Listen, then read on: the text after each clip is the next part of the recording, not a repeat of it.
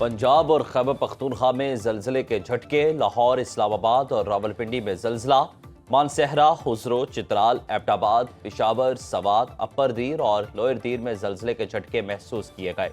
मालाकंड, शांगला, कोहाट, वादी लीपा, आज़ाद कश्मीर और गिरदोनवाह के इलाके भी लरज उठे।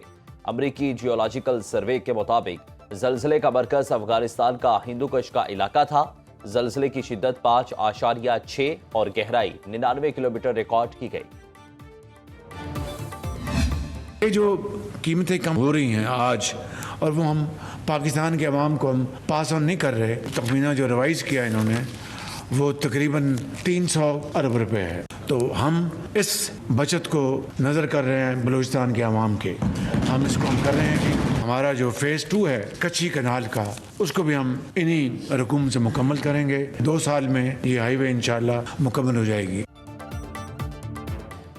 पेट्रोल सस्ता, लेकिन आवाम से पूरा पैसा वसूल किया जाएगा। हुकूमत का पेट्रोलियम मसनूआत की कीमतों में कमी का फायदा आवाम को मुंतकिल न करने का फैसला। वज़ीर आज़म शहबाज शरीफ की ज़ेर सदारत विफाकी काबीना इजलास का एलामिया जारी। पेट्रोल की कीमत कम नहीं होगी। रकम बलूचिस्तान की अहम शहरा N25 को दोराया करने में इस्तेमाल होगी।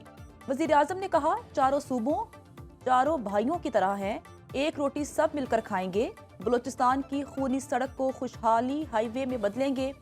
किच्छी केनाल का दूसरा मरहला भी जल्द मुकम्मल होगा, जिससे बलूचिस्तान में सैकड़ों एकड़ अराजी सैराब होगी। वज़ीर आला बलूचिस्तान सरफराज बुगटी विफाकी काबीना के इजलास में शरीक हुए। हुकूमत ने अवाम को दूसरी बार भी सुर्ख झंडी दिखा दी। 28 मार्च से 12 अप्रैल तक आलमी मार्केट में पेट्रोल 12% सस्ता हुआ। अवाम को 1 अप्रैल को भी फूल बनाया गया। 15 अप्रैल को भी 1 रुपए का रिलीफ ना मिला। हुकूमती फैसले पर शहरी फट पड़े। कहा, हमेशा अवाम को कुर्बानी का बकरा ना बनाया जाए।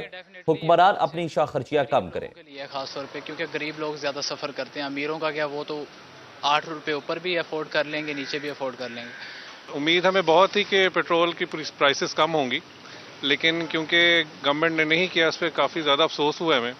क्योंकि पेट्रोल एक वाहिद ऐसी कमोडिटी है जिसके कम होने से बाकी चीज़ों की प्राइस पे भी फ़र्क पड़ता है।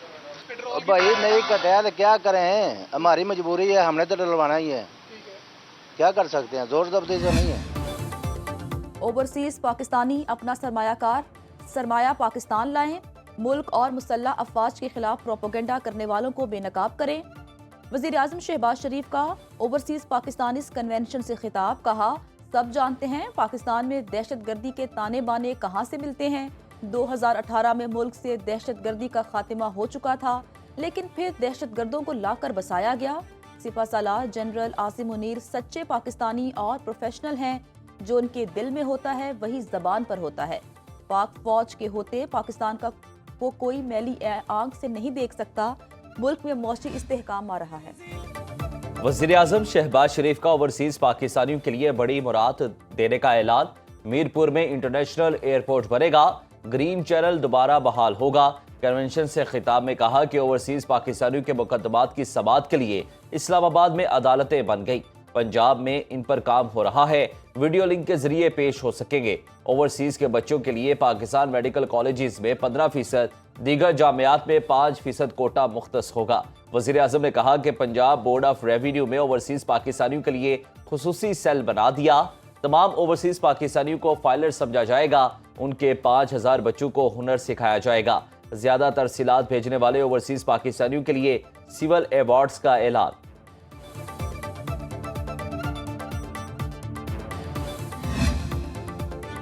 सिपा सालार पाक फौज का पाकिस्तान की तरक्की में हायल हर रुकावट दूर करने का ऐलान। ओवरसीज पाकिस्तानियों के कन्वेंशन से खिताब में army chief general Asim Munir ने कहा, दहशतगर्दों की 10 नस्लें भी पाकिस्तान और बलूचिस्तान का कुछ नहीं बिगाड़ सकती।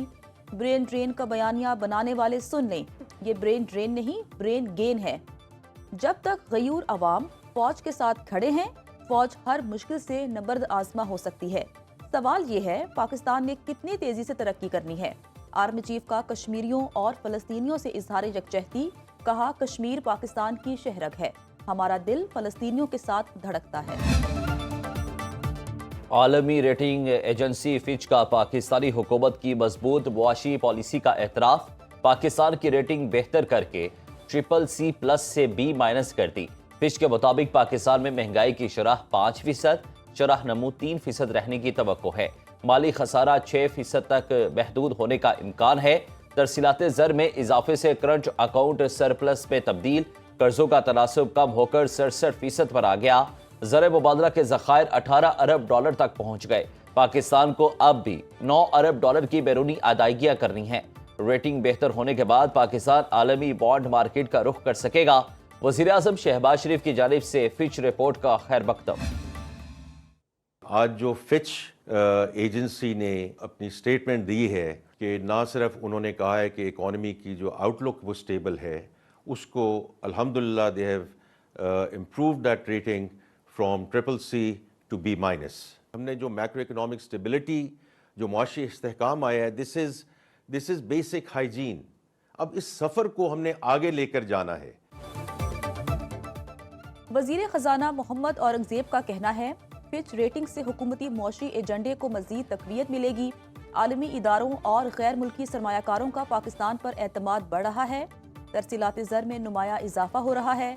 لاہور میں میڈیا سے گفتگو میں کہا، بجلی کی قیمتوں میں کمی کر کے عوام کو ہر ممکن ریلیف دیا گیا۔ حکومتی اقدامات سے مہنگائی کی شرح میں نمایاں کمی آئی۔ ملکی معیشت کی ترقی کا سفر جاری رکھیں گے۔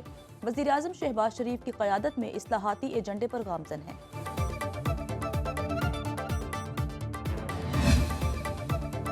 الیکٹرک گاڑیوں کے چارجنگ اسٹیشنز کے ٹیرف میں بڑی کمی۔ وفاقی حکومت کی درخواست پر بنیادی ٹیرف 45.55 روپے سے کم کر کے 23.57 روپے فی یونٹ کرنے کی منظوری۔ نیپرا نے تفصیلی فیصلہ جاری کر دیا۔ چارجنگ اسٹیشنز پر 24.44 روپے کے کیپڈ مارجن ہٹانے کی درخواست بھی منظور۔ حکومتی درخواست پر مارجن کا تعین مارکیٹ پر چھوڑ دیا۔ 9 مئی کیسز پر ٹرائل 4 ماہ میں مکمل کرنے کا ایک ہی بار آرڈر جاری کریں گے۔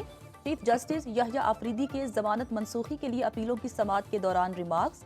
عدالت نے حافظ فرحت عباس کو جمعرات تک گرفتار کرنے سے روک دیا۔ امتیاز شیخ کی عبوری ضمانت میں بھی جمعرات تک توسیع۔ 9 مئی کے مزید اہم مقدمات سماعت کے لیے مقرر۔ چیف جسٹس کی سربراہی میں سپریم کورٹ کا 3 رکنی بینچ آج سماعت کرے گا۔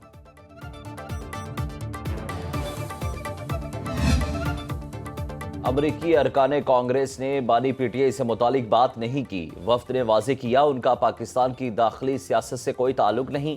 اسپیکر قومی اسمبلی سردار ایاز ساتھی کہتے ہیں بیرسٹر گوہر اور عامر ڈوگر کو بلایا تھا، اپوزیشن نے اپنا موقف پیش کرنے کا موقع ضائع کر دیا۔ ہم نے دنیا کے سامنے پاکستان کا مثبت تشخص اجاگر کرنا ہے۔ نئی نہروں کے معاملے پر ایوان میں بحث ہوئی۔ نائب وزیر اعظم اسحاق ڈار واضح کر چکے، کسی صوبے کا پانی کم نہیں کیا جائے گا۔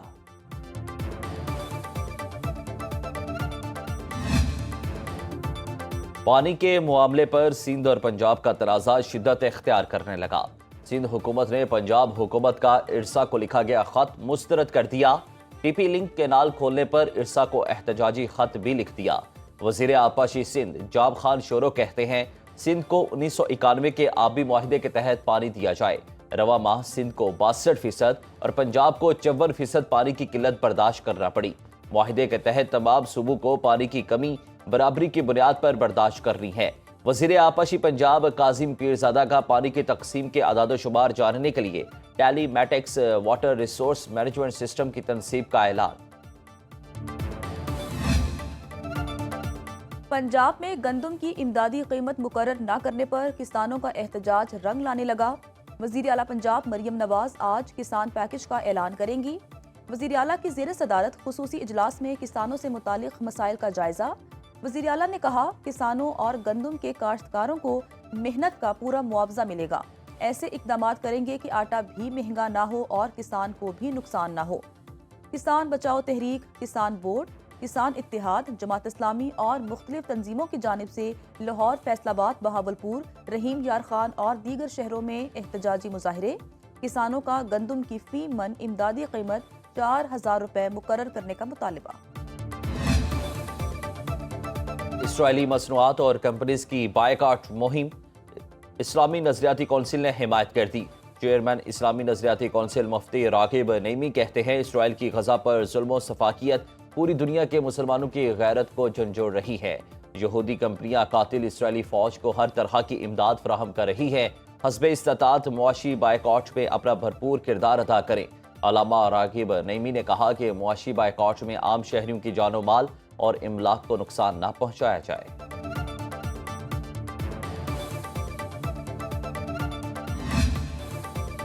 بیساکھی میلے میں آئے سکھ یاتریوں نے پاکستان کی مہمان نوازی شاندار قرار دے دی۔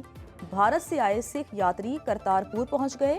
مذہبی رسومات کی ادائیگی میں مصروف سکھ یاتری کل لاہور پہنچیں گے۔ بھارتی یاتری 19 اپریل کو واہگہ بارڈر کے راستے واپس جائیں گے۔